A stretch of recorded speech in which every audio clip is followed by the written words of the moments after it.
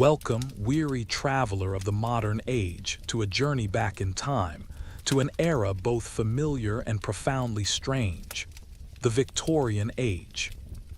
As the soft glow of a crackling fire dances, or perhaps the gentle rhythm of rain upon a pane, we shall explore the forgotten corners, the peculiar habits, and the surprisingly odd customs that shaped the lives of those who lived under the long reign of Queen Victoria.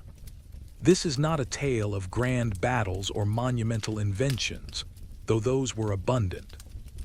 Instead, we delve into the subtle, often bizarre, tapestry of daily life.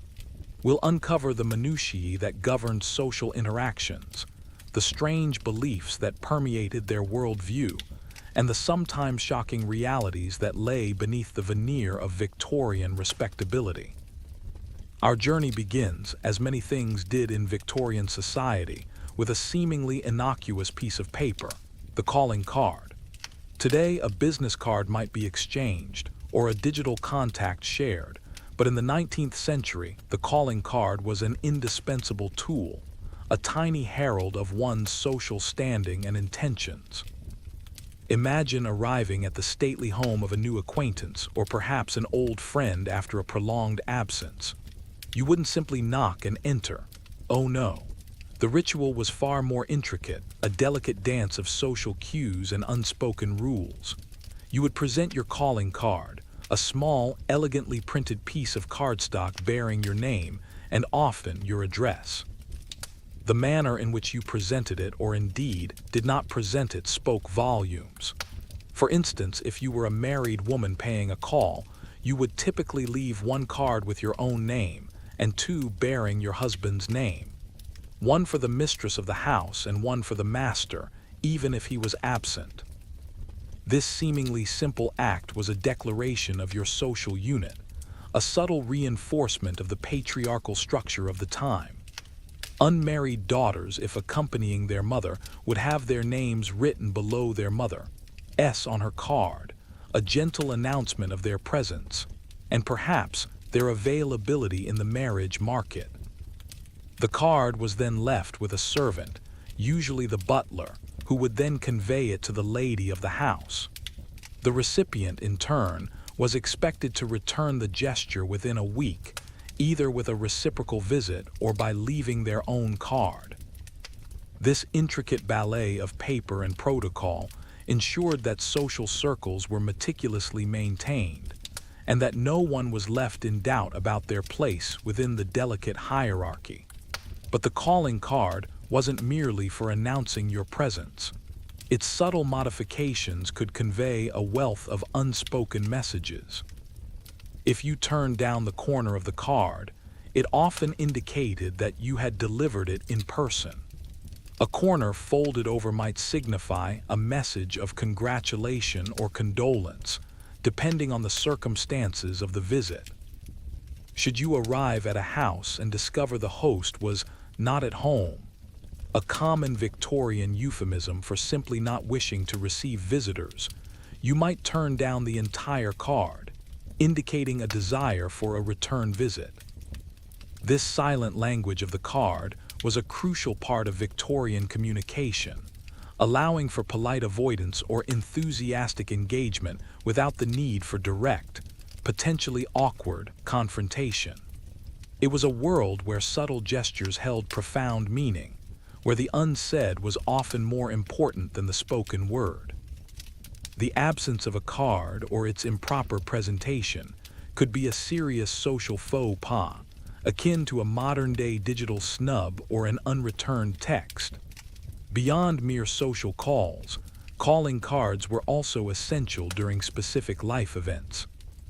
An illness in the household might prompt friends and acquaintances to leave cards expressing their sympathy, sometimes with a corner turned up to indicate a personal inquiry after the health of the afflicted. Engagements and marriages were similarly acknowledged. The card, therefore, was a constant companion in Victorian social life, a silent witness to the ebb and flow of relationships, a testament to the era's deep-seated love of order, formality, and sometimes veiled communication. It was a small but mighty artifact, reflecting a society obsessed with presentation and propriety, where every detail, no matter how seemingly insignificant, held a specific weight and purpose. And so, the seemingly mundane act of leaving a card becomes a window into a fascinating, sometimes bewildering social landscape. From the delicate exchange of calling cards, we drift now into another fascinating, and sometimes disturbing, aspect of Victorian society, the peculiar world of morning etiquette. Death in the Victorian era was an ever-present specter, a far more intimate and frequent visitor than it is for many of us today. Infant mortality rates were tragically high.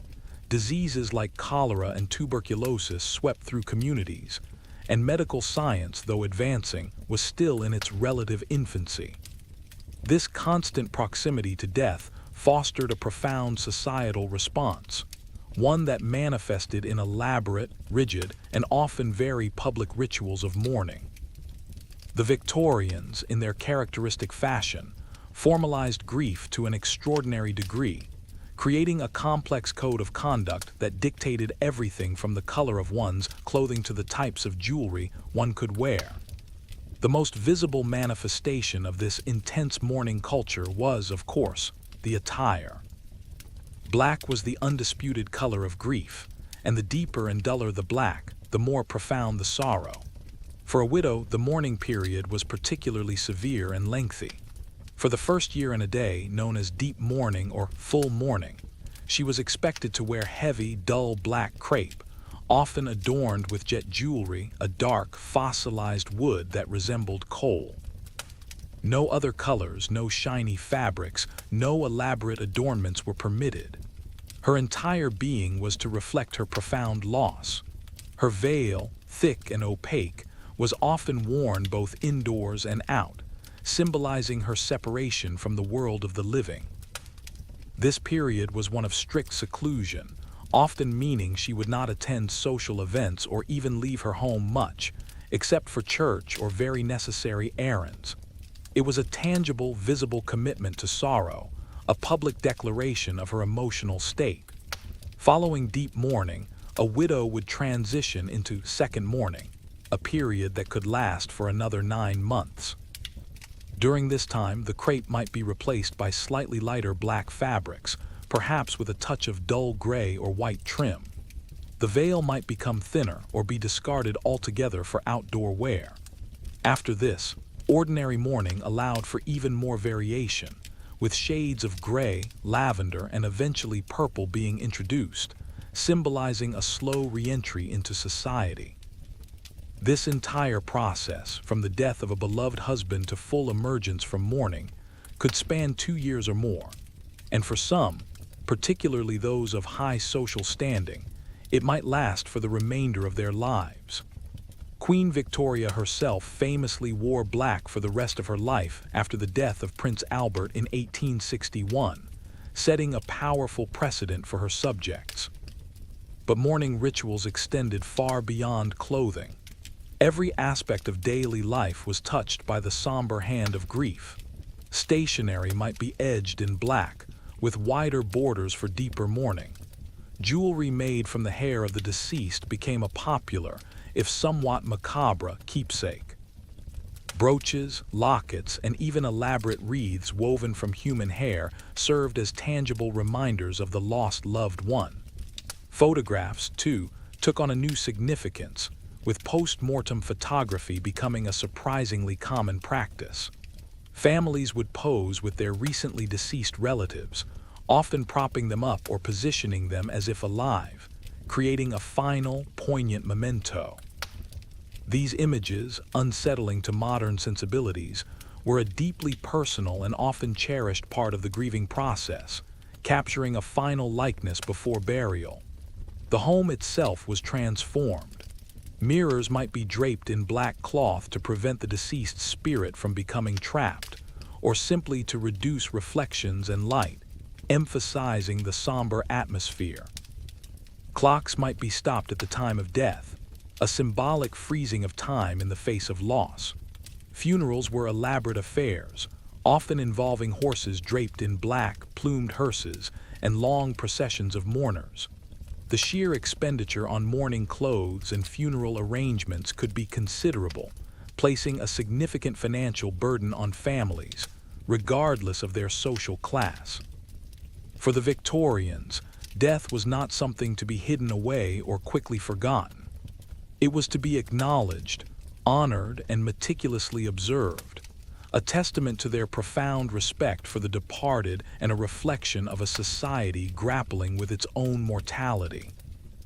Emerging from the solemn shadow of Victorian mourning, we find ourselves stepping into another peculiar corner of the era, the realm of health, hygiene, and the surprisingly inventive, yet often ineffective, world of medicine. For all their advancements in industry and engineering, Victorian understanding of the human body and disease was a curious blend of emerging science and lingering superstition. Sanitation was improving in some areas, but major cities remained breeding grounds for illness. The prevailing miasma theory, the belief that diseases were caused by bad air or noxious fumes, still held sway for much of the century, despite the groundbreaking work of figures like John Snow, who famously linked cholera to contaminated water. This often led to elaborate, yet ultimately misguided, attempts to purify the air, while the true culprits of contagion went unaddressed. Consider the Victorian bathroom, or perhaps the lack thereof for many.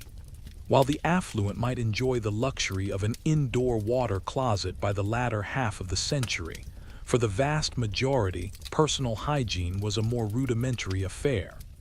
Public bathhouses existed, but daily bathing as we know it was not commonplace. A weekly bath, often in a portable tin tub filled with heated water, was more typical. For many, a quick wash with a basin and pitcher was the daily routine. The emphasis was less on sterilizing the body and more on managing appearances and smells. Perfumes and colognes were popular, not just for adornment, but as a defense against the pervasive odors of a less than sanitary environment. Clothes were often aired and brushed, rather than frequently washed, especially outer garments which were heavy and difficult to clean.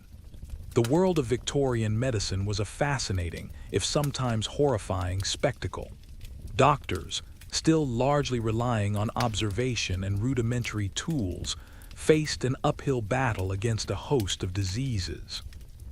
Quackery flourished, with charlatans peddling miraculous elixirs and dubious devices that promised cures for everything from consumption to hysteria.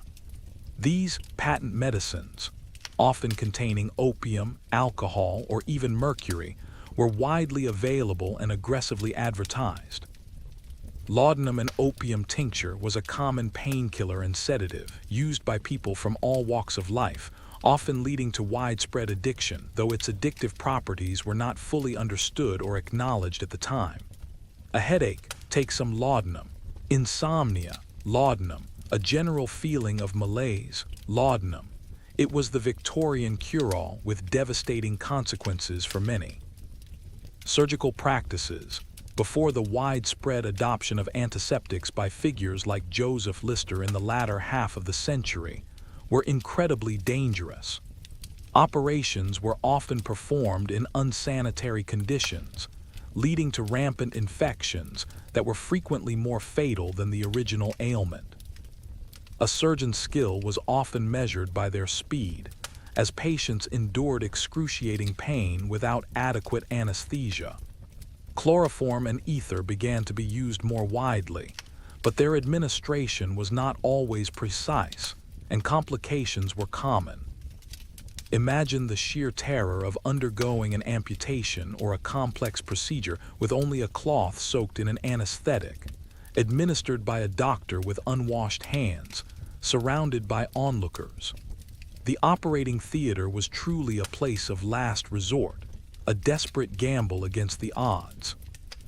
Beyond the formal medical establishment, home remedies and folk cures still held considerable sway, particularly in rural areas. Poultices of herbs, strange concoctions passed down through generations, and even superstitious rituals were employed to ward off illness or promote healing.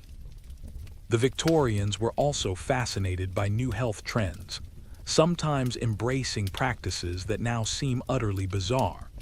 For example, the popularity of certain mineral waters believed to possess curative powers led to a boom in spa towns, where people would take the waters to cleanse themselves and cure their ailments. From elaborate morning attire to the rudimentary, often dangerous medical practices, the Victorian era offers a complex and often contradictory picture of a society grappling with its own desires, fears, and the ever-present quest for health. Shifting our focus from the physical ailments and cures of the Victorian age, we now turn our attention to the mind, and specifically, to the curious and often unsettling phenomenon of spiritualism. The latter half of the 19th century witnessed an explosion of interest in communicating with the dead, a widespread fascination that permeated all social strata, from the humblest parlor to the highest echelons of aristocracy. This surge in spiritualism wasn't merely a fleeting fad. It was a deeply ingrained cultural movement, fueled by a unique confluence of factors. A fervent religious belief coupled with a burgeoning scientific curiosity, and perhaps most profoundly, the pervasive grief that characterized an era of high mortality rates. In a time when death was so common, the desire to reconnect with lost loved ones became an almost irresistible yearning. Seances, the primary vehicle for communicating with spirits, became a popular form of entertainment and spiritual solace. Imagine a dimly lit Victorian drawing room, perhaps a few curious onlookers gathered around a table, hands joined, candles flickering, and the air thick with anticipation. A medium, often a woman, would guide the proceedings, ostensibly acting as a conduit between the living and the dead. The manifestations varied wildly, from subtle raps and knocks on furniture to full-blown apparitions, levitating tables, and even spirit writing appearing on slates. For many, these phenomena were undeniable proof of the afterlife, a comforting assurance that their loved ones were not truly gone. For others, they were a source of profound wonder and spiritual revelation. Notable figures emerged from this spiritualist boom, gaining considerable fame and fortune. The Fox sisters, Lee, Margaret, and Kate, were among the most celebrated mediums of their time, captivating audiences with their seemingly inexplicable rappings that were attributed to spirits. Their performances fueled the movement, inspiring countless imitators and believers. Other mediums claimed to channel specific historical figures, or to produce ectoplasm, a mysterious, often gruesome substance believed to be a physical manifestation of a spirit. The line between genuine belief, self-delusion, and outright fraud was often incredibly thin, leading to both profound spiritual experiences and widespread expose. Despite its popularity, spiritualism was not without its detractors. Skeptics, including many prominent scientists and magicians, actively sought to debunk the claims of mediums. Harry Houdini, the famed illusionist, dedicated much of his later life to exposing fraudulent mediums, demonstrating how seemingly supernatural phenomena could be replicated through clever sleight of hand and psychological manipulation.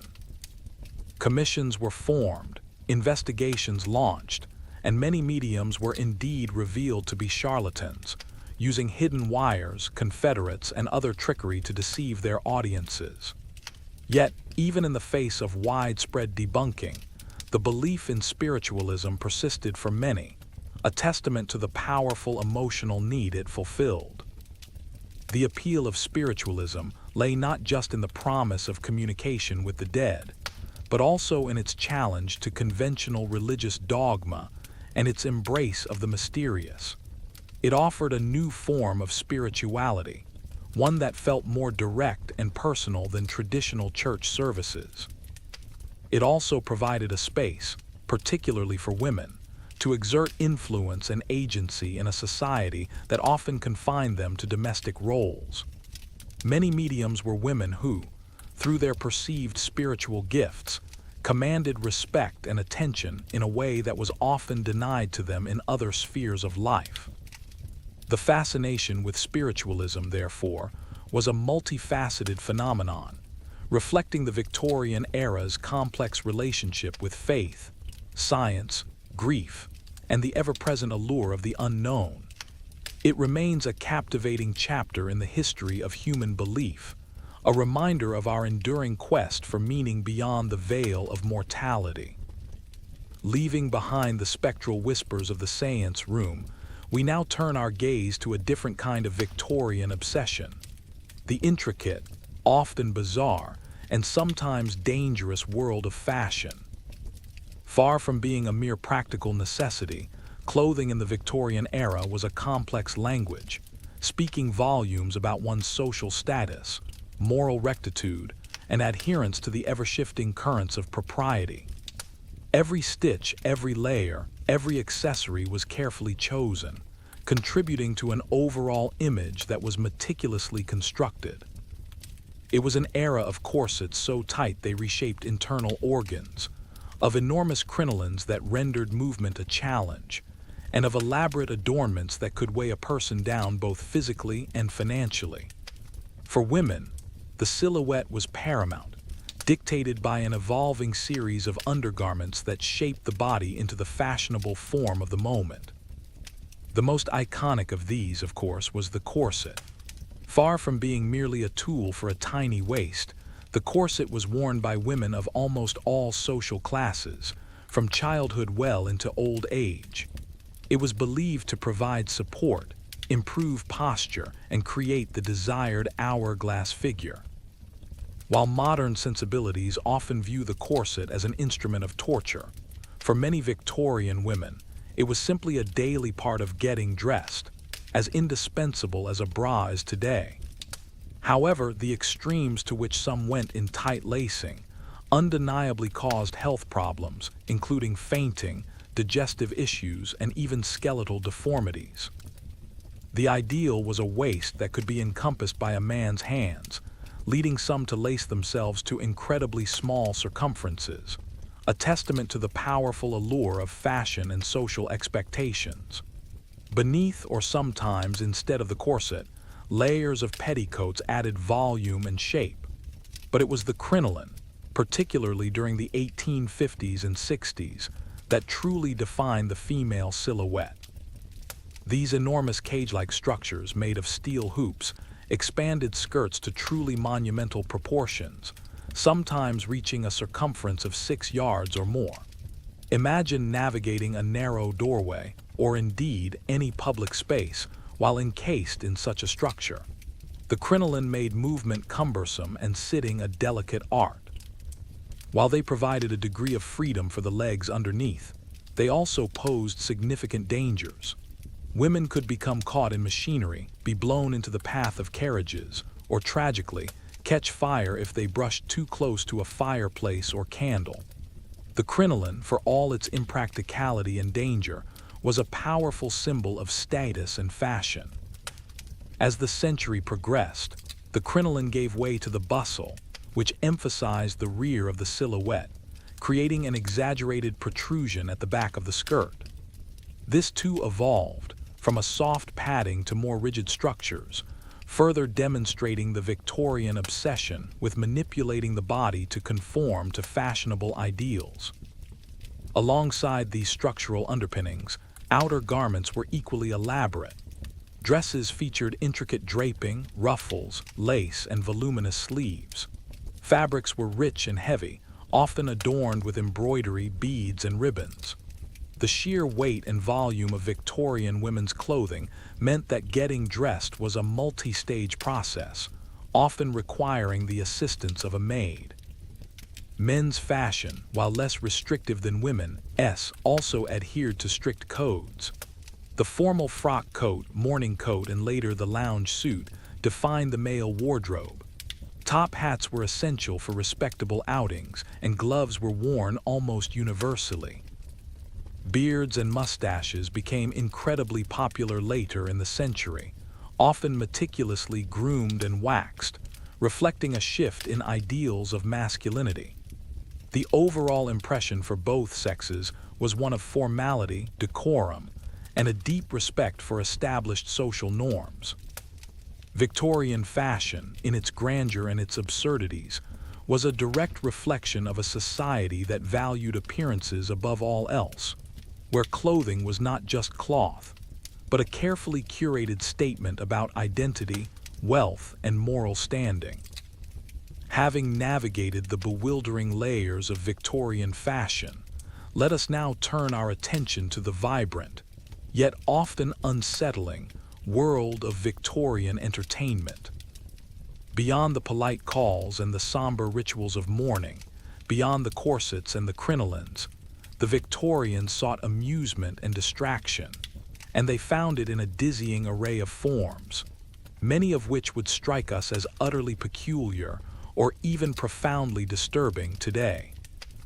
This was an era before mass media in the modern sense, where live performance, public spectacles, and often gruesome curiosities held a powerful sway over the popular imagination.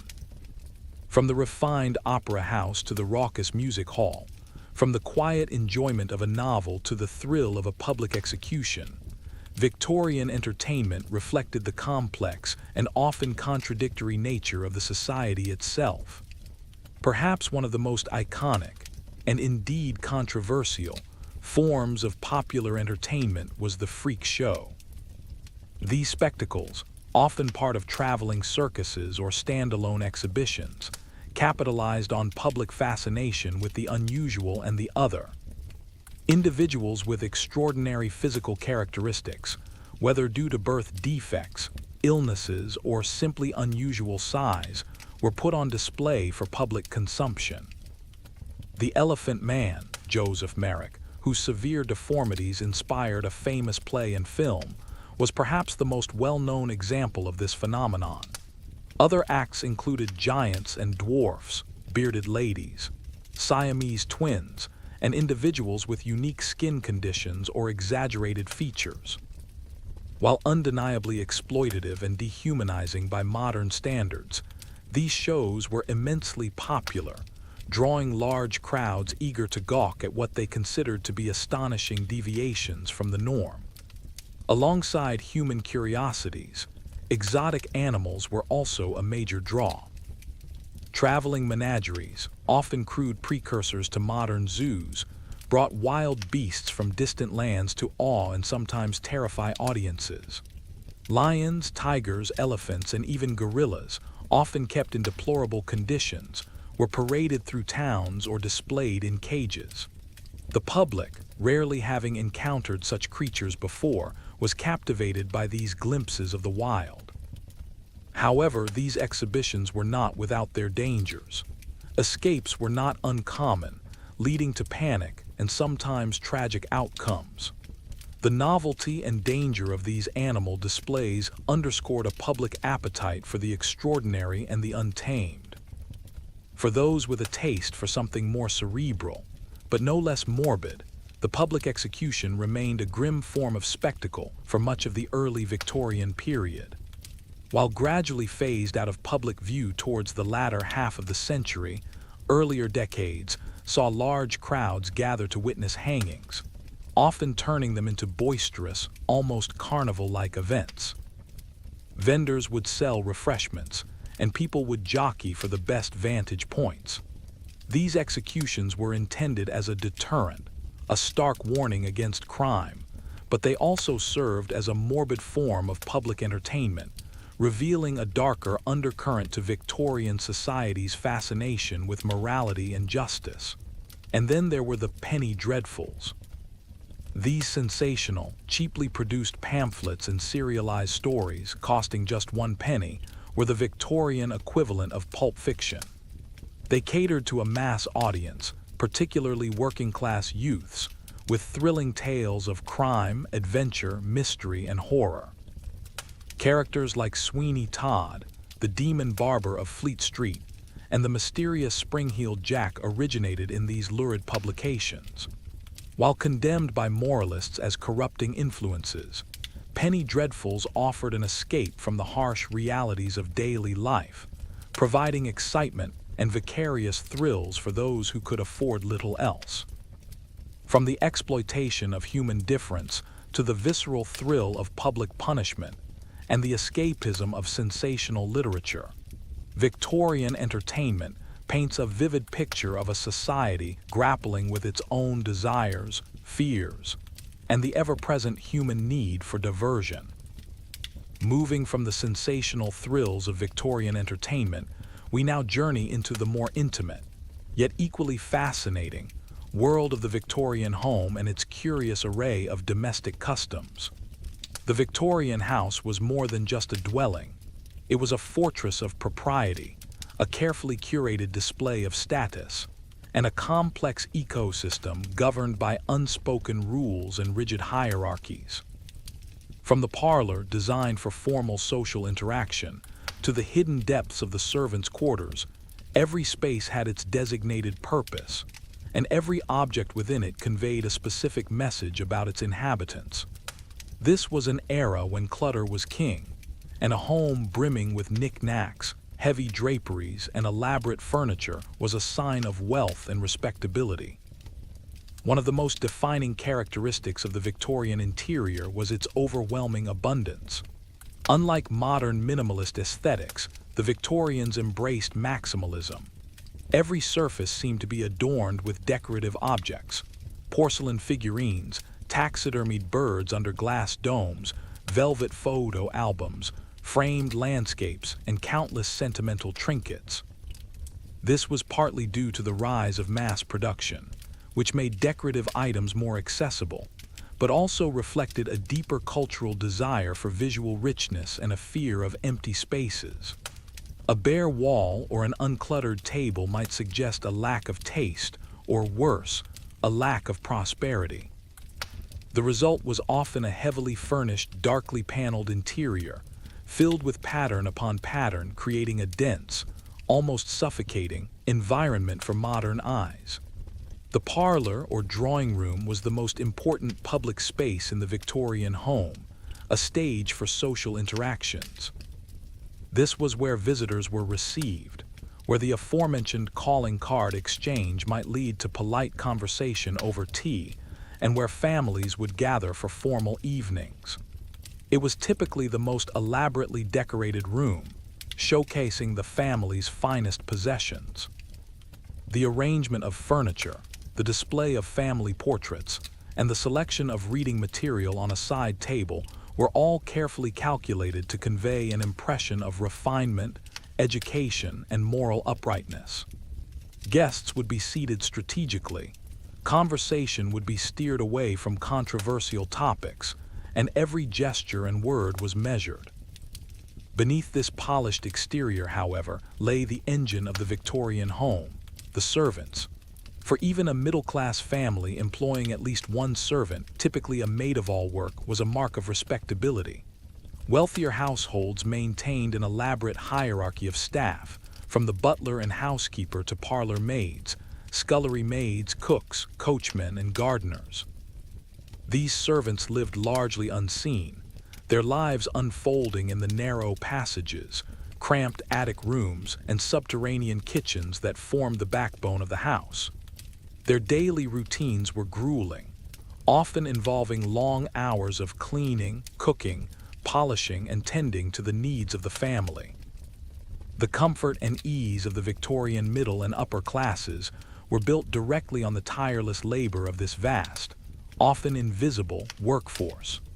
The relationship between masters and servants was complex, governed by strict social codes and an expectation of deference.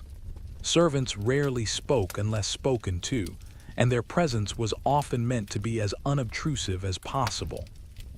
Yet, despite the rigid hierarchy, there could also be strong bonds of loyalty and affection, particularly in smaller households.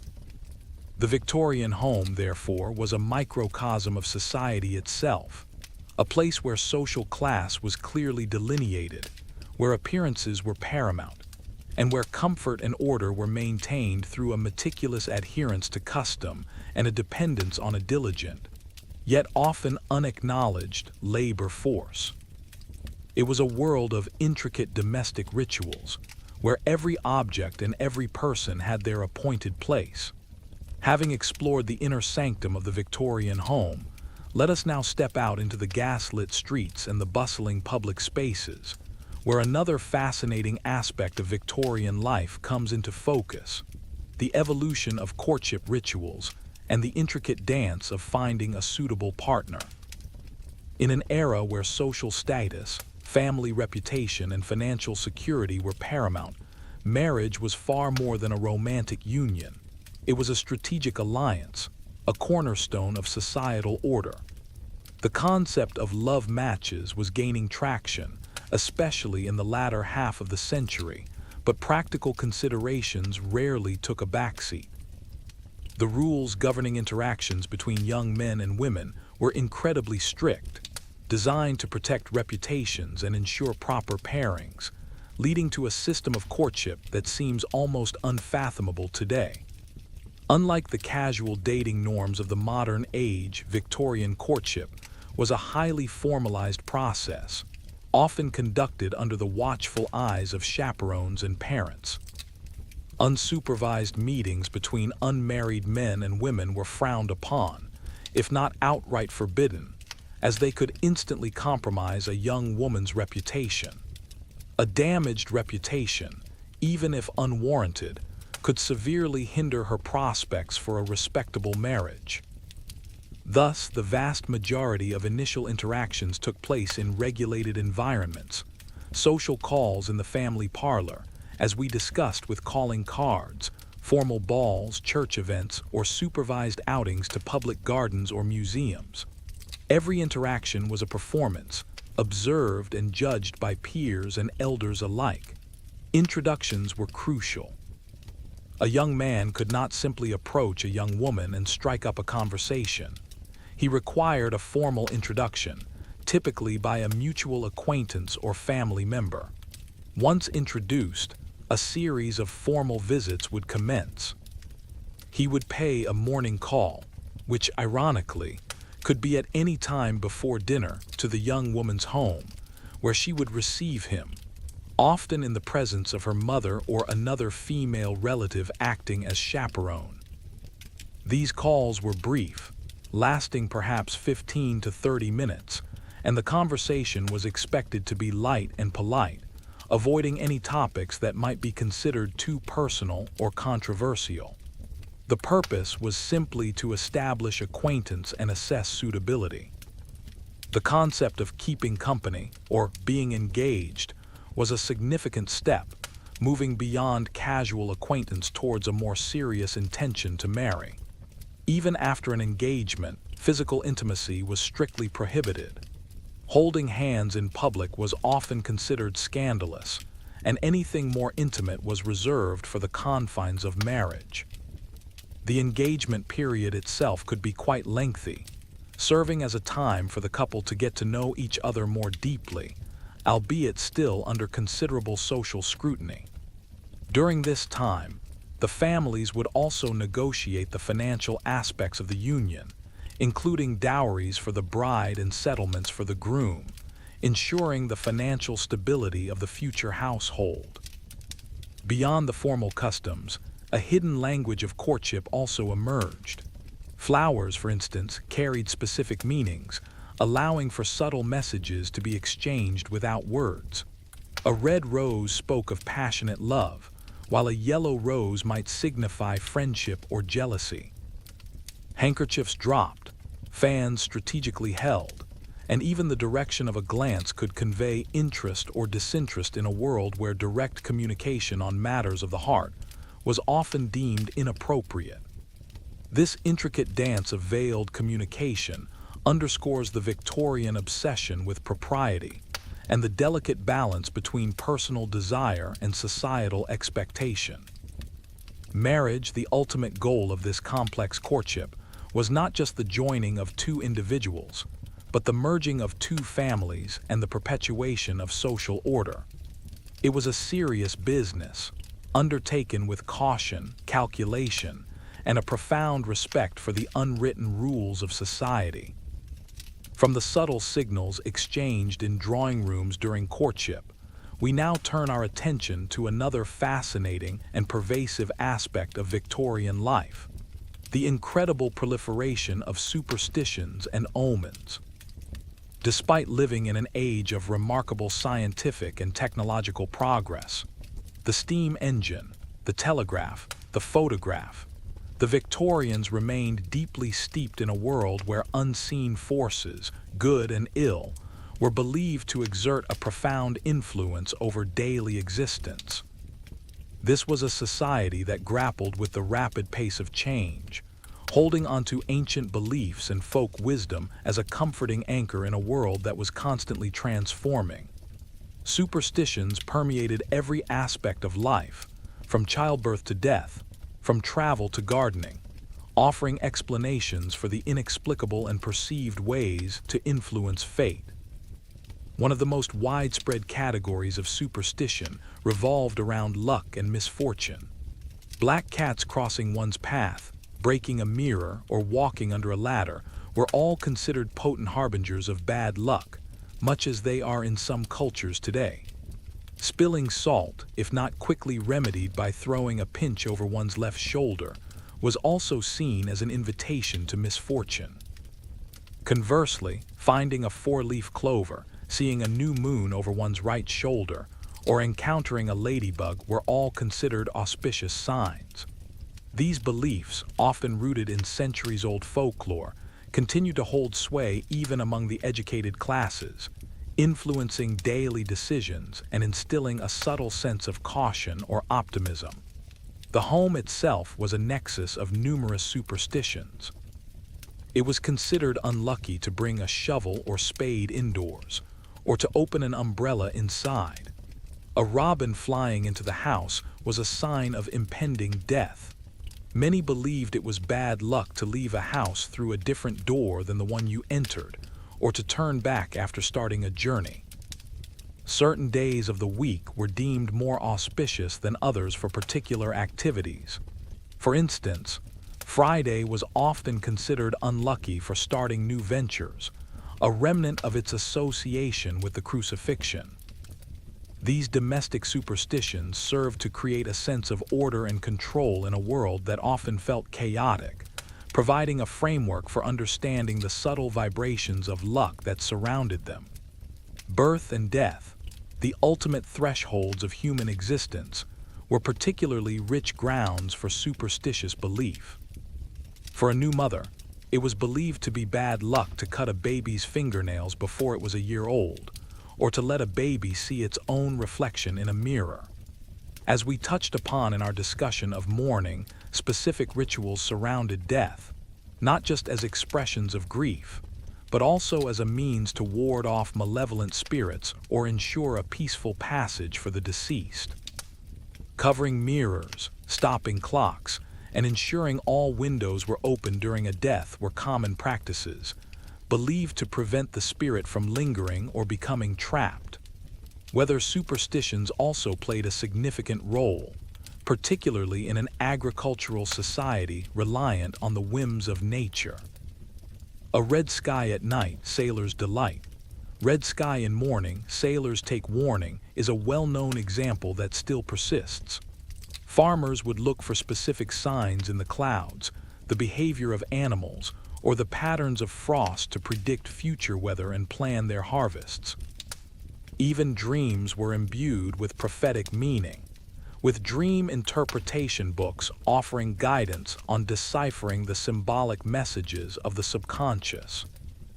From the mundane actions of daily life to the grand events of birth and death, the Victorian world was deeply influenced by a rich tapestry of superstitions and omens, a fascinating blend of inherited folk wisdom and a human desire to find meaning and control in an often unpredictable world. Transitioning from the whispers of superstition, we now plunge into a topic that often remains unspoken in polite company, yet profoundly shaped Victorian society: the widespread and often devastating impact of drug use and addiction. While the opium dens and cocaine habits of the era might seem like anomalies to our modern eyes, they were, in fact, a pervasive part of Victorian life, fueled by a combination of readily available substances, a nascent understanding of their addictive properties, and a medical establishment that often prescribed them with alarming frequency. The Victorian era, for all its emphasis on morality and self-control, grappled with a hidden epidemic of substance abuse, often under the guise of medicinal use. As we touched upon briefly, laudanum, an alcoholic tincture of opium, was the undisputed king of Victorian pharmaceuticals.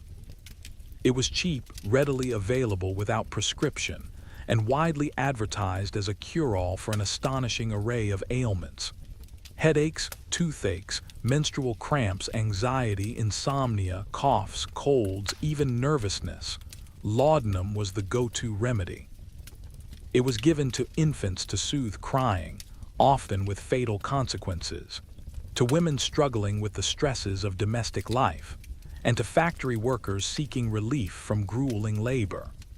The sheer ubiquity of laudanum meant that addiction was rampant across all social classes, from the poorest urban dwellers to the most respectable ladies of society. Its effects, while offering temporary relief, often led to a spiraling dependency, undermining health and stability.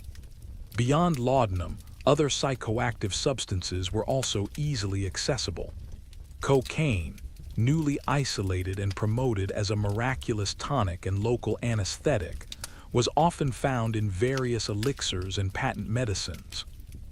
It was even lauded for its ability to cure opium addiction, a tragically ironic recommendation that simply traded one dependency for another. Similarly, cannabis, in the form of tinctures and extracts, was prescribed for ailments ranging from migraines to cholera. These substances, now heavily regulated, were then part of the daily pharmaceutical landscape, often consumed without full knowledge of their long-term effects or addictive potential. The concept of addiction as a disease, rather than a moral failing, was still in its infancy. The social attitudes towards drug use were complex and often contradictory. While public drunkenness was frowned upon, particularly among women, the quiet consumption of patent medicines in the privacy of one's home was often overlooked or even encouraged. The opium wars with China, fought over Britain's right to trade opium, highlight the hypocrisy of a nation that condemned foreign drug use while simultaneously profiting from and consuming vast quantities of the substance domestically. Opium dens, particularly in working-class areas and port cities, also existed, offering a space for recreational use, often by Chinese immigrants but also by adventurous Victorians seeking a different kind of escape. The artistic and literary world of the Victorian era also reflected, and sometimes romanticized, the use of these substances. Figures like Thomas de Quincey famously chronicled his laudanum addiction in Confessions of an English Opium Eater, offering a vivid, if sometimes embellished, account of its psychological effects. Sherlock Holmes, Arthur Conan Doyle's iconic detective, was himself a cocaine user, illustrating how even brilliant minds sought refuge or stimulation in these potent chemicals. The prevalence of these substances, often cloaked in the guise of medicine, paints a sobering picture of a society grappling with pain, anxiety, and the allure of artificial escape, long before the complex understanding of pharmacology and addiction we possess today. It was a quieter, often more private, epidemic, hidden beneath the polite surface of Victorian society. Having delved into the hidden struggles of Victorian drug use, we now turn our attention to the fascinating and often grim world of Victorian childhood. Far from the idealized image of innocent play and endless summers, childhood in the 19th century was a vastly different experience, shaped by social class, economic necessity, and evolving, often contradictory, ideas about education and discipline. While the latter half of the century saw a growing recognition of childhood as a distinct and protected phase of life, for many Victorian children, particularly in the lower classes, life was a harsh struggle, often characterized by grueling labor, poor health, and a startlingly early entry into the responsibilities of adulthood. For the vast majority of working-class children, formal education was a luxury, or entirely absent for much of the Victorian era. Instead, from a shockingly young age, they were often pressed into labor to supplement meager family incomes. Children as young as 5 or 6 could be found working in factories, mines, or as chimney sweeps. The conditions were brutal. Long hours, dangerous machinery, cramped spaces, and little to no safety regulations. Chimney sweeps, often small boys, endured terrifying climbs up narrow, soot-filled flues, risking suffocation, burns, and chronic respiratory illnesses. Factory children faced the constant threat of injury from unguarded machinery, while mine children toiled in darkness, pulling heavy loads through claustrophobic tunnels. These child laborers were seen as a cheap and expendable workforce, their small size and nimble fingers often considered advantageous for certain tasks. Even for children who escaped the harshest industrial labor, life was often far from idyllic. Many worked in domestic service, beginning as scullery maids or footboys, enduring long hours and strict discipline under the watchful eye of a housekeeper or butler. Others engaged in street trades, selling matches, newspapers, or flowers, often living hand-to-mouth and facing the dangers of the city streets. The benevolent image of the happy child largely applied to the middle and upper classes, where children were increasingly seen as cherished individuals, protected from the harsh realities of the world. Even then, their lives were governed by strict rules, rigorous moral instruction, and a strong emphasis on obedience. Education, when it was available, also differed vastly by class and gender. Middle and upper-class boys were often sent to boarding schools, where a classical curriculum, sports, and a strong emphasis on character development were the norm. Discipline could be harsh, involving corporal punishment. Girls, on the other hand, were typically educated at home by governesses or attended finishing schools, where the curriculum focused on accomplishments suitable for a wife and mother. Music, drawing, needlework, and polite conversation, alongside basic literacy and numeracy. The goal was to produce a perfect lady, accomplished in domestic arts and refined in social graces. Toys and games, while existing, were often simple and homemade for poorer children. For the affluent, however, the rise of mass production brought a new array of playthings. Elaborate dollhouses, miniature tea sets, toy soldiers, rocking horses, and increasingly, picture books and board games. These toys often mirrored adult society, preparing children for their future roles within the rigid social structure. Despite the contrasts between a pampered existence and grueling labor, what united all Victorian children was the expectation of deference to adults, a strong emphasis on moral instruction, and a pervasive belief in the importance of shaping the young into respectable, productive members of society. Childhood in the Victorian era was a complex crucible, forging the adults of a rapidly changing world. Emerging from the world of Victorian childhood, with its stark contrasts of privilege and hardship, we now turn our attention to the fascinating and somewhat macabre realm of Victorian photography, specifically its curious relationship with death. While photography was a groundbreaking invention, democratizing portraiture and capturing fleeting moments in a way never before possible, Its early days coincided with an era deeply preoccupied with mortality. This unique confluence led to a practice that modern sensibilities often find unsettling, yet was a cherished and comforting ritual for grieving families: post-mortem photography. Imagine a world where a visual record of a loved one was a rare and precious commodity. For many Victorian families, particularly before photography became widely accessible, the only image they might possess of a child or family member who died young was a painted portrait, a luxury few could afford.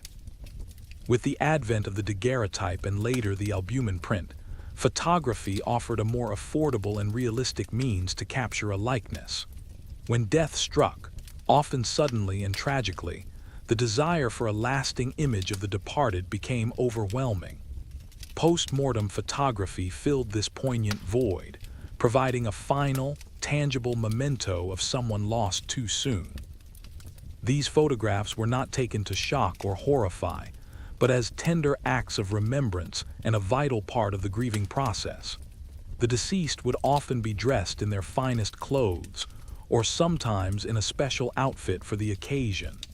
Efforts were made to make them appear as if merely sleeping or resting peacefully. Their eyes might be gently closed, or in some instances, opened, with the use of props or even painted onto the eyelids of the photograph itself after development, creating an unnervingly lifelike gaze. Rosy tints might be added to the cheeks or lips to give a healthier appearance. The setting was often intimate, either in the family home, sometimes on a bed or in a favorite armchair, or in a photographer's studio, carefully arranged to look natural. Family members would frequently pose alongside the deceased, creating a final group portrait. A mother might hold her deceased infant, a husband might sit beside his departed wife, or siblings might gather around a lost brother or sister. These images served as a powerful emotional anchor, a way to keep the memory of the loved one alive and present in the family home. They were not morbid curiosities, but rather deeply personal and cherished keepsakes, displayed in albums alongside portraits of the living, or framed and hung on parlor walls. In a society where death was a constant presence, these photographs offered a unique form of solace, a way to defy the finality of absence, if only in a frozen moment of time. The techniques employed by photographers were ingenious, given the limitations of early cameras. Long exposure times meant that the deceased, being still, would appear sharp, while a living family member might appear slightly blurred if they moved even a little during the exposure. This sometimes led to the misconception that only the living were blurred, suggesting a supernatural presence, but it was simply a technical artifact. Props were also commonly used: a favorite toy for a child, a book for an intellectual, or flowers to symbolize purity and fleeting life. From the solemn and tender poses to the careful arrangement of the scene, every element in a post-mortem photograph was chosen to honor the departed and provide a comforting, lasting image for those left behind. It offers a profound insight into how the Victorians processed grief, finding beauty and remembrance even in the face of death's stark reality. From the poignant stillness of post-mortem photography, we now pivot to a subject that might seem utterly alien to our digital age: the intricate, often absurd, and sometimes even dangerous world of Victorian communication, specifically before the advent of widespread telephones. In an era that craved connection yet lacked instantaneity, the Victorians developed a fascinating array of methods to send messages, both public and private, often relying on speed, discretion, and a remarkable degree of physical infrastructure. From the bustling efficiency of the postal system to the subtle language of the fan, communication was a meticulously orchestrated affair, full of curious conventions and hidden meanings. The postal service, particularly after the introduction of the penny black stamp in 1840, was nothing short of revolutionary. For the first time, a letter could be sent anywhere in the United Kingdom for a fixed, affordable price, paid for by the sender. This transformed communication, making it accessible to the masses and leading to an explosion of letter writing.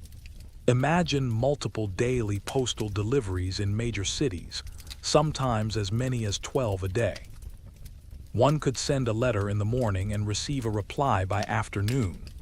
This efficiency was pivotal for both personal correspondence and business, knitting together a rapidly expanding empire. Post boxes, then a relatively new invention, became familiar fixtures on city streets, facilitating a constant flow of messages. The sheer volume of mail handled by the Victorian postal system is staggering, a testament to its vital role in daily life. Beyond the formal postal system, other forms of communication held sway. For urgent messages, particularly for businesses, the telegraph was a marvel of modern technology. Sending electrical signals over wires, it allowed messages to traverse vast distances in minutes, rather than days. Imagine the thrill of receiving a telegram, a terse, often expensive message conveying breaking news or critical instructions. However, the cost and public nature of telegraph offices meant it was reserved for truly urgent or significant communications. For everyday rapid exchanges, particularly within a household or between neighboring properties, speaking tubes and bell systems provided a rudimentary form of internal communication, allowing servants to be summoned or messages to be passed from floor to floor. Yet perhaps the most intriguing, and certainly the most subtle, forms of Victorian communication were the unspoken languages of social interaction. In a society where direct emotional expression was often suppressed, and explicit statements could be deemed impolite, people developed ingenious ways to convey their feelings and intentions without uttering a single controversial word. The language of flowers, or floriography, was incredibly popular. Every bloom, every arrangement carried a specific symbolic meaning. A red rose meant passionate love, a white lily signified purity, and a yellow tulip hopeless love. Sending a carefully chosen bouquet could convey complex messages of affection, disdain, or sympathy, bypassing the need for awkward conversation. The fan, too, became an instrument of silent communication, particularly for women in polite society. A fan held open and slowly waved might indicate "I am married," while a quick flutter could mean "I am interested." A fan held close to the cheek might say "I like you," whereas holding it closed and dropping it might convey "I wish to speak with you." These subtle gestures, understood by those initiated into the code, allowed for flirtation, disinterest, or even secret messages to be passed across a crowded ballroom or a formal parlor, all under the watchful, yet perhaps oblivious, eyes of chaperones. This complex tapestry of formal systems and unspoken languages underscores the Victorian obsession with order, propriety, and the nuanced art of conveying meaning in a world that valued discretion above all else. From the clinking of teacups and the rustle of napkins at the Victorian dining table, we now venture into a more somber, yet equally captivating, aspect of their society: the curious customs surrounding food, dining, and the ever-evolving standards of the Victorian table. The 19th century was a period of immense change in culinary practices, driven by industrialization, new technologies, and a growing middle class eager to display its newfound prosperity. Dining was not merely about sustenance. It was a performance, a social ritual laden with elaborate etiquette, specific courses, and sometimes surprisingly exotic or bizarre culinary trends. For the affluent, dinner was often a grand affair, a multi-course spectacle that could last for hours. Unlike modern dining where courses are served sequentially, the Victorian, à la Russe, style became popular, where dishes were brought to the table already portioned and served by servants, rather than the earlier à la française, where all dishes were placed on the table at once for guests to help themselves. This shift added to the formality and elegance, emphasizing the role of the serving staff and allowing for more elaborate presentations. A formal dinner might begin with soup, followed by fish, then a succession of roasts, game, and various side dishes, culminating in several desserts, cheeses, and fruits. Wine flowed freely, and the conversation was expected to be lively but polite, adhering to strict conversational rules. Etiquette at the Victorian dining table was incredibly complex, a minefield of potential social faux pas. Every utensil had its specific purpose, to be used from the outside in. Napkins were to be used sparingly, not for wiping the mouth vigorously. Elbows off the table, of course. Forks were used primarily for solids, knives for cutting, and spoons for liquids or soft foods. Guests were expected to wait until the host or hostess began eating before starting their own meal.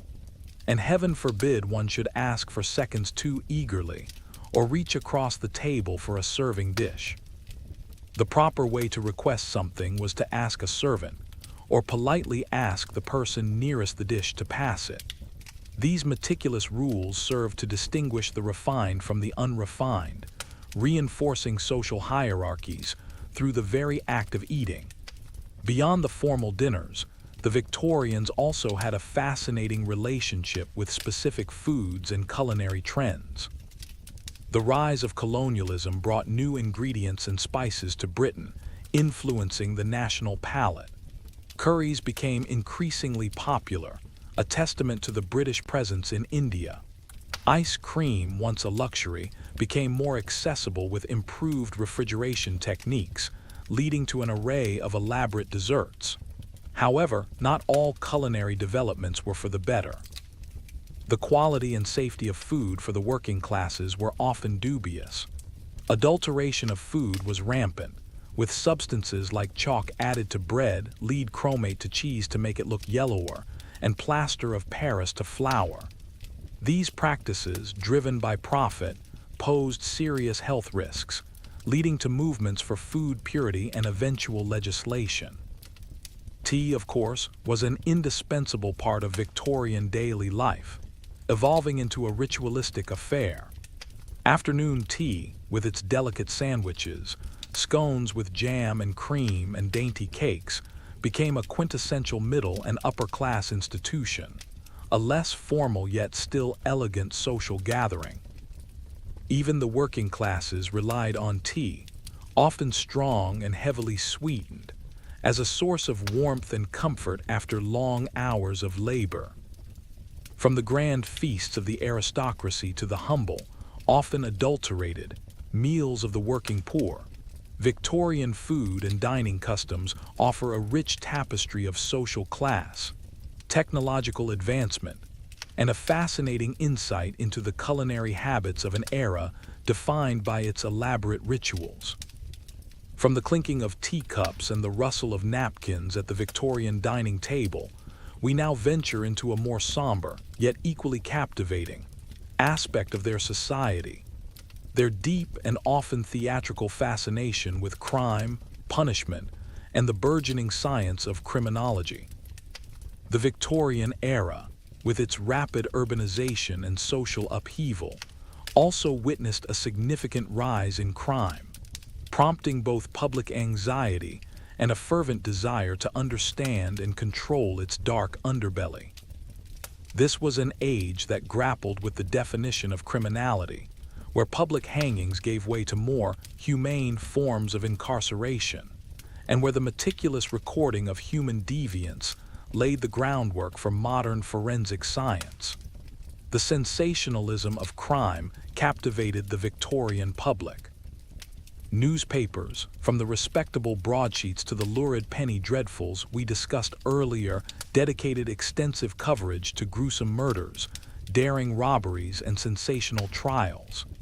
Figures like Jack the Ripper, though never identified, became household names, their crimes fodder for endless speculation and public dread. This pervasive media coverage fueled a collective fascination, turning real-life criminals into morbid celebrities and their deeds into the subject of parlor conversations and street ballads. The public appetite for true crime was insatiable, reflecting both a fear of urban chaos and a strange, almost voyeuristic, desire to understand the darker impulses of humanity. Punishment in the early Victorian era was still often brutal and public. While public executions became less common throughout the century, giving way to private hangings within prison walls, the fear of the gallows remained a potent deterrent. Transportation to penal colonies, particularly Australia, was a common sentence for serious crimes, a harsh exile that severed individuals from their families and homeland. Imprisonment itself underwent significant reforms. Early Victorian prisons were often overcrowded and unsanitary, but reformers like John Howard pushed for improved conditions and the concept of rehabilitation. The separate system, where prisoners were kept in solitary confinement for long periods, and the silent system, where they were forbidden to speak to each other, were attempts to promote reflection and moral reform, though they often led to mental health issues. The Victorians were also pioneers in the systematic study of crime and criminals, laying the foundations for modern criminology. Police forces, such as London's Metropolitan Police, the bobbies or peelers, were established and expanded, shifting from reactive methods to a more proactive approach to law enforcement.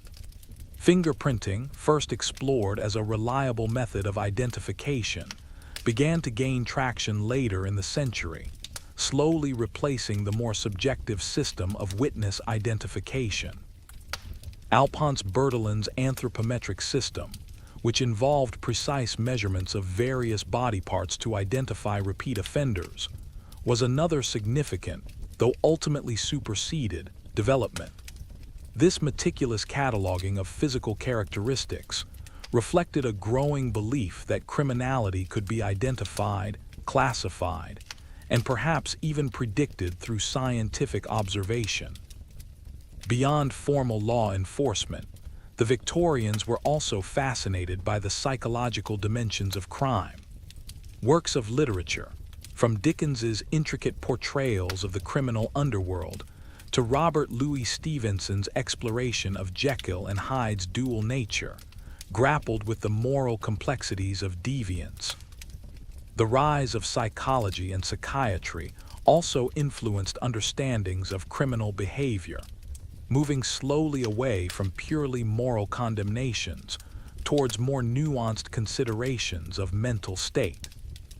The Victorian era, therefore, stands as a pivotal moment in the history of crime and punishment, a period that laid the groundwork for many of our modern institutions and theories, all while being captivated by the dark allure of its own criminal underworld. As our long journey through the peculiar landscape of Victorian life draws to a close, we arrive at a final, overarching theme that subtly underpins many of the oddities and forgotten customs we've explored.